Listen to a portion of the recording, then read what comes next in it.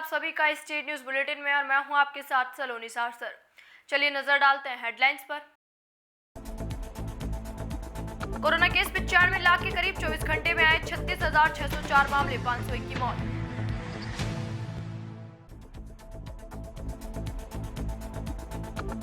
ऐसा दर्दनाक एक्सीडेंट आपने नहीं देखा होगा, बस में घुस गया 80 फीट का मोटा पाइप।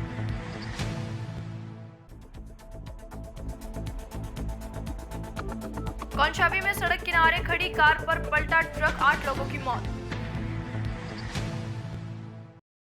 देश में कोरोना की रफ्तार कम जरूर हुई है, लेकिन संकट अभी खत्म नहीं हुआ। देश के कई राज्यों में तो कोरोना का ग्राफ पहले से ही काफी ऊपर चढ़ता दिखाई दे रहा है। पिछले 24 घंटे में कोरोना के नए मामले सामने आने के बाद देश में कोरोना मरीजों की संख्या 95 लाख के करीब पहुंच गई है। स्वास्थ्य मंत्रालय की ओर से जारी आंकड़ों के मुताबिक पिछले 24 घंटे में कोविड-19 संक्रमण के 36,604 नए केस सामने आए, जबकि 501 लोगों की मौत हुई। नए केस सामने आने के बाद देश में अब तक कोरोना संक्रमित मरीजों की कुल संख्या 94,99,413 हो गई है।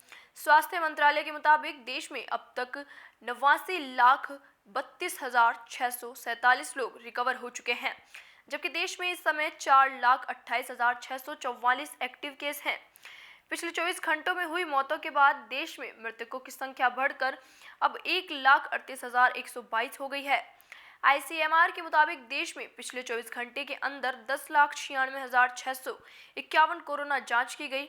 दिल्ली में मंगलवार को कोरोना वायरस संक्रमण के 4,006 नए मामले सामने आए, जिसके बाद राष्ट्रीय राजधानी में संक्रमितों की कुल संख्या 5.74 लाख से अधिक हो गई है।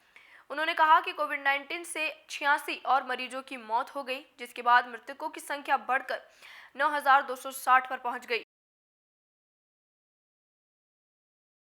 80 फीट का मोटा पाइप बस में घुसा। यह हादसा मंगलवार को दोपहर बाद सांडेराव से 3 किलोमीटर दूर फोरलेन पर हुआ था। यह अंडरग्राउंड गैस पाइपलाइन डालने का काम चल रहा है। इस कार्य के दौरान हाइड्रोलिक मशीन चालक लापरवाही करते हुए करीब 80 फीट के पाइप को बिना उधर इधर देखे सड़क पर ले आया।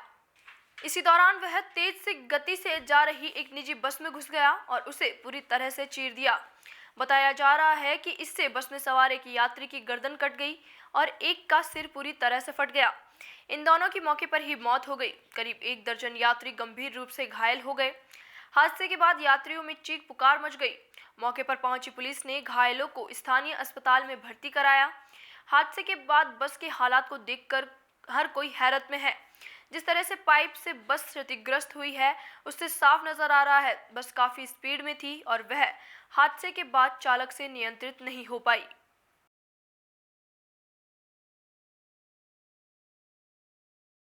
उत्तर प्रदेश के कौशाम्बी जनपद के कड़ाधाम कोतावली के देवीगंज चौराहे पर बुधवार सुबह हुए भीषण सड़क हादसे में 8 लोगों की मौत हो गई। सड़क किनारे खड़ी कार पर गिट्टी से लदा ट्रक पलट गया। इस हादसे में कार सवार 8 लोगों की मौत हो गई। अभी भी 2 लोगों के फंसे होने की आशंका है। फिलहाल मौके पर भारी संख्या में पुलिस मौजूद है। करें और गैस कटर की सहायता से फंसे लोगों को निकाला जा रहा है। मृतकों में महिलाएं, बच्चे व पुरुष शामिल है। सभी मृतक स्थानीय बताए जा रहे हैं, जो एक शादी समारोह में शामिल होकर लौट रहे थे। मौके पर मौजूद डीएम अमित सिंह ने 8 लोगों की मौत की पुष्टि की है। 7 लोगों की मौके पर ही मौत हो गई, जबकि एक महिला ने इलाज के दौरान जिला अस्पताल में दम तोड़ दिया। जानकारी के मुताबिक ट्रक का टायर फटने से यह हादसा हुआ। ट्रक में गिद्दी लदी थी, जिसकी वजह से कार सवार बाहर नहीं निकल सके। डीएम ने बताया कि मामले की छानबीन की जा रही है। पीड़ित परिवार की हर संभव मदद की जाएगी। जानकारी के मुताबिक कोखराज थाना के शाहजादपुरा में सभी बारात में शामिल होने आए थे। बारात सिराथू में तैनात लेखपाल के घर से आई थी। इस हादसे में लेखपाल की पत्नी व बेटी की भी मौत हुई है। अब खबर भीलवाड़ा जिले से। अजमेर विद्युत वितरण निगम लिमिटेड भीलवाड़ा के अधीक्षण अभियंता SK उपाध्याय के 3 जनवरी तक अवकाश पर जाने के कारण अधीक्षण अभियंता का अतिरिक्त चार्ज नमो नारायण मीणा को दिया गया था। आज अधिशासी अभियंता मंडल नमो नारायण मीणा ने पदभार अधीक्षण अभियंता का ग्रहण किया। इस दौरान अधिशासी अभियंता भीलवाड़ा पीएमजी नगर ने बुके देकर स्वागत किया। इस दौरान निजी सचिव एसके लोहानी, रीना तिवारी लेखाधिकारी, अधिशासी अभियंता सतर्कता राजपाल सिंह अकाल, सहायक अभियंता डीके मित्तल और महेंद्र मीणा नगर विकास न्यास के सहायक अभियंता तेजमल शर्मा सहित ने बधाई दी थी। वहीं वस्त्र नगरी भीलवाड़ा में सर्दी की दस्तक के बाद शहर में बने रैन बसेरों, खस्ता हालात और अव्यवस्थाओं का आलम होने से सड़क पर रात बिताने वाले लोगों को काफी समस्या हो रही है। आज मंगलवार को नगर विकास न्यास ने अपने अस्थायी रैन बसेरे का दौरा करते हुए रैन बसेरे की शुरुआत की, जिसमें महिलाओं पुरुष के लिए अलग अलग सोने की व्यवस्थाओं के साथ ही कोविड-19 की गाइडलाइन सहित सभी व्यवस्था चाक चौबंद की। नगर विकास न्यास के अस्थायी रैन बसेरे के प्रभारी सतीश शारदा ने कहा कि आज नगर विकास न्यास द्वारा गायत्री आश्रम के निकट स्थित सत्यम कॉम्प्लेक्स में बने अस्थायी रैन बसेरे को खोला गया है। इस रैन बसेरे में पुरुष और महिलाओं के लिए अलग अलग रात बिताने की व्यवस्था की गई और इसी के साथ ही इसके लिए 50 बिस्तर रखे गए हैं। इसके अलावा अतिरिक्त 25 बिस्तर और भी रखे गए जो आवश्यकता होने पर इस्तेमाल किए जा सकते हैं। वहीं बढ़ती सर्दी को देखते हुए नगर विकास न्यास द्वारा इन रैन बसेरे में हीटर की व्यवस्था भी की गई है। वहीं महिला और पुरुष के लिए अलग अलग शौचालय की व्यवस्था भी की गई। इन रैन बसेरे के लिए रात्रि में एक चौकीदार भी रखा गया, जो पूरी जानकारी लेने के बाद रैन बसेरे में लोगों को प्रवेश दिया जाएगा। इसके लिए एक रजिस्टर भी तैयार किया गया है। यदि रैन बसेरे में कोई घायल व्यक्ति आता है तो उसके लिए प्राथमिक उपचार की पेटी भी रखी गई है। शहर में बढ़ते कोरोना संक्रमण को देखते हुए यहाँ सैनिटाइजर और मास्क की भी व्यवस्था रखी गई। इस दौरान उद्यान शाखा प्रभारी रफीक मौजूद थे।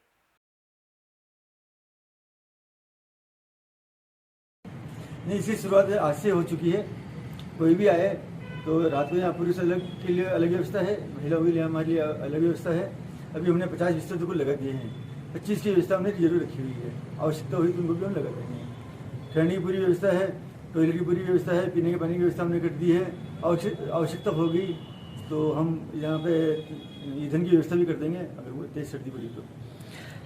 सुरक्षा के लिहाज से क्या बेटर है? क्या सुरक्षा के लिए बिल्कुल ही बेहतर जगह है, सिटी के बीच में है और होमगार्ड यहाँ पे हमारा पूरी रात यहाँ रहेगी।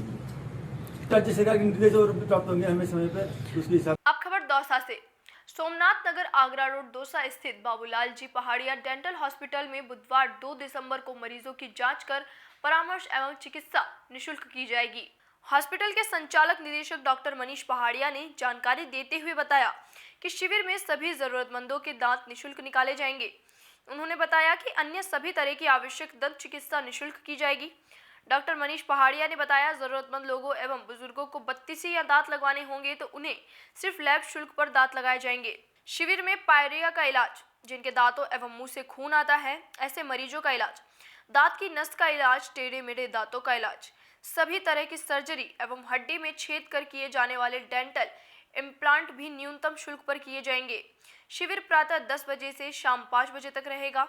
शिविर के लिए रजिस्ट्रेशन प्रातः 9 बजे से होंगे। यह निःशुल्क दंत चिकित्सा शिविर बाबूलाल जी पहाड़िया की छठी पुण्यतिथि पर लगाया जाएगा। शिविर में सोशल डिस्टेंसिंग का ध्यान रखा जाएगा एवं बिना मास्क शिविर में प्रवेश नहीं दिया जाएगा।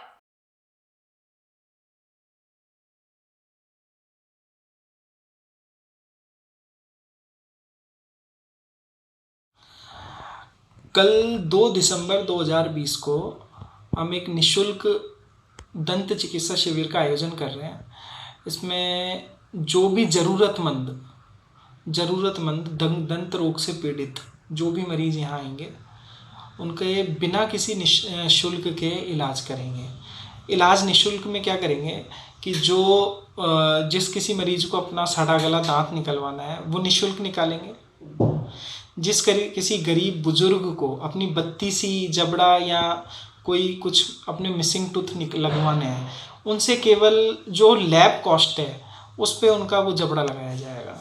जैसे किसी भी तरीके के किसी मरीज़ को अगर किसी ऑपरेशन की ज़रूरत है तो वो ऑपरेशन भी हम कल निःशुल्क करेंगे। अगर किसी को दांतों की आरसीटी करवानी है तो उस पे जो हमारा नॉमिनल चार्ज होता है, केवल कॉस्टिंग पे हम कल वो आरसीटी और जो भी अन्य प्रक्रिया है वो करेंगे। दांतों में छेद करके जो इम्प्लांट हम दौसा में करते हैं वो हम केवल इम्प्लांट की कॉस्टिंग पे कल करेंगे। अगर किसी को टेढ़े मेढ़े दांतों का इलाज करवाना है तो वो भी हम केवल ब्रैकेट और वायर की कॉस्टिंग पे करेंगे। कल किसी भी तरीके का कोई चार्ज नहीं लिया जाएगा। यह दौसा में पहली बार होने वाला एक निःशुल्क चिकित्सा शिविर है। पहले हम लगातार 6 सालों से ये इस तरीके का कैंप लगा रहे हैं। पहले हम निःशुल्क जांच एवं परामर्श शिविर लगाते थे, इस बार हम निःशुल्क दंत चिकित्सा शिविर लगा रहे हैं। ये हमारा 6ठा कैंप है इस तरीके का। और कल मेरे पिताजी जिनके नाम पे हॉस्पिटल है, बाबूलाल जी पहाड़िया, उनकी 6ठी पुण्यतिथि है। इस मौके पे उनको श्रद्धांजलि देने के लिए इस तरीके का शिविर लगाया जा रहा है। इस शिविर में सोशल डिस्टेंसिंग का पूरा ध्यान रखा जाएगा एवं बिना मास्क के किसी को प्रवेश नहीं दिया जाएगा। अब खबर चूरू जिले के सरदार शहर से। ताल मैदान में स्थित प्राचीन दादू द्वारा हनुमान मंदिर में श्रद्धा एवं उमंग के साथ स्थापना दिवस मनाया गया। महाआरती के साथ शुरू हुए स्थापना दिवस समारोह में बड़ी संख्या में उपस्थित श्रद्धालुओं ने हनुमान चालीसा, सुंदरकांड व भजन कीर्तन किया। इस अवसर पर मंदिर के महंत नरेंद्र स्वामी ने प्रसाद वितरण किया। इस अवसर पर बजरंगलाल सोनी, बाबूलाल प्रजापत, रामलाल मिश्र, हनुमान मोसून, शिव शंकर शर्मा, शंकरलाल शर्मा, दया शंकर कंदोई, नितेश स्वामी, सुल्तानाराम सहित बड़ी संख्या में श्रद्धालु उपस्थित थे। रूप में बनाया जाए, यहाँ स्थापना दिवस के रूप में इसको मानते हैं। अभी 2 साल से ये बंदा चालू कर रखा है और भविष्य में इसको यथार्थ चालू रखने का विचार है। बाबा जी जैसी कृपा और मिले चलता रहेगा। आप लोगों को जनता का खूब सहयोग है, तब मुझे कृपा बनी रहती इनकी। आप लोगों से सहयोग है पास में ही। रेलवे प्रशासन द्वारा अतिरिक्त यात्री यातायात के दबाव को देखते हुए यात्रियों की सुविधा हेतु 7 त्योहार स्पेशल रेल सेवाओं की संचालन अवधि में विस्तार किया जा रहा है।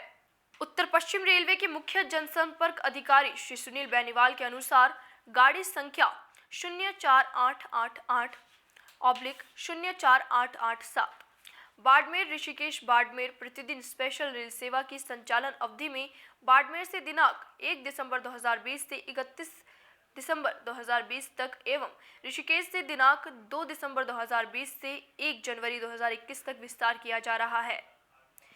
गाड़ी संख्या 04731/04732 दिल्ली बठिंडा दिल्ली प्रतिदिन स्पेशल रेल सेवा की संचालन अवधि में दिल्ली से दिनांक 1 दिसंबर 2020 से 31 दिसंबर 2020 तक एवं बठिंडा से दिनांक 1 दिसंबर 2020 से 31 दिसंबर 2020 तक विस्तार किया जा रहा है। गाड़ी संख्या 02471/02472 श्रीगंगानगर दिल्ली श्रीगंगानगर सुपर फास्ट प्रतिदिन स्पेशल रेल सेवा की संचालन अवधि में श्रीगंगानगर से दिनांक 1 दिसंबर 2020 से 31 दिसंबर 2020 तक एवं दिल्ली से दिनांक 1 दिसंबर 2020 से 31 दिसंबर 2020 तक विस्तार किया जा रहा है। गाड़ी संख्या 09614/09614 अजमेर अमृतसर अजमेर द्विसाप्ताहिक स्पेशल रेल सेवा की संचालन अवधि में अजमेर से दिनांक 2 दिसंबर 2020 से 30 दिसंबर 2020 तक एवं अमृतसर से दिनांक 4 दिसंबर 2020 से 1 जनवरी 2021 तक विस्तार किया जा रहा है। गाड़ी संख्या 02458/02457 बीकानेर दिल्ली सराय रोहिल्ला प्रतिदिन सुपरफास्ट स्पेशल रेल सेवा की संचालन अवधि में बीकानेर से दिनांक 1 दिसंबर 2020 से 31 दिसंबर 2020 तक एवं दिल्ली सराय रोहिल्ला से दिनांक 1 दिसंबर 2020 से 31 दिसंबर 2020 तक विस्तार किया जा रहा है। गाड़ी संख्या 04712/04711 श्रीगंगानगर हरिद्वार श्रीगंगानगर प्रतिदिन स्पेशल रेल सेवा की संचालन अवधि में श्रीगंगानगर से दिनांक 1 दिसंबर 2020 से 31 दिसंबर 2020 तक एवं हरिद्वार से दिनांक 1 दिसंबर 2020 से 1 जनवरी 2021 तक विस्तार किया जा रहा है।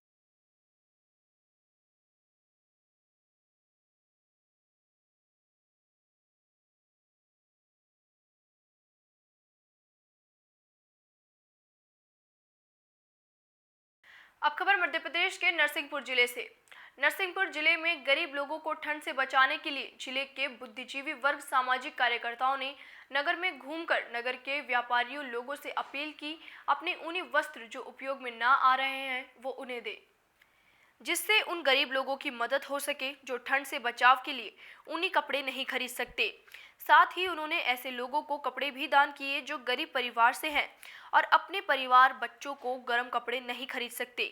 गरीबों को इस ठंड के मौसम में गर्म कपड़े दान करने का अभियान 2 वर्ष से चलाया जा रहा है। इस तरह के अभियान से गरीब लोगों को काफी मदद मिल रही है।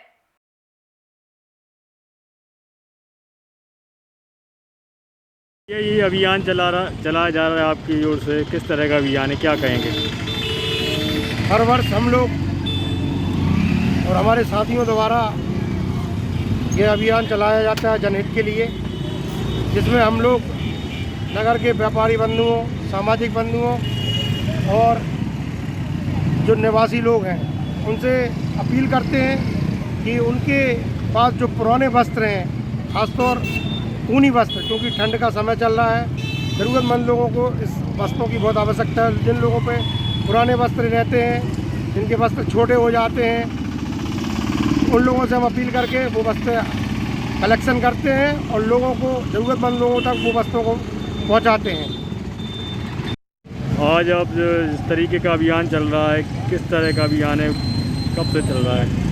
अभियान की शुरुआत आज दूसरा वर्ष है हमारा। ये लगातार हमारे सभी मित्रों द्वारा हमें सहयोग प्रदान हो रहा है और नरसिंहपुर शहर की जनता भी हमें दे रही है। हम लोगों का ये सोचना है कि जो भी गरीब असहाय लोग हैं उन तक बचे ऊनी कपड़े जो हम अपने घरों में स्टोर करके रख लेते हैं वो हमें दें, ताकि हम उन गरीबों तक पहुंचा सकें जो गरीब ठंडे से कुकड़ता रहता है। उसका ये हम लोगों ने सोचा है और सभी मित्रों ने मिलकर सोचा है कि इस अभियान को आगे बढ़ाएं।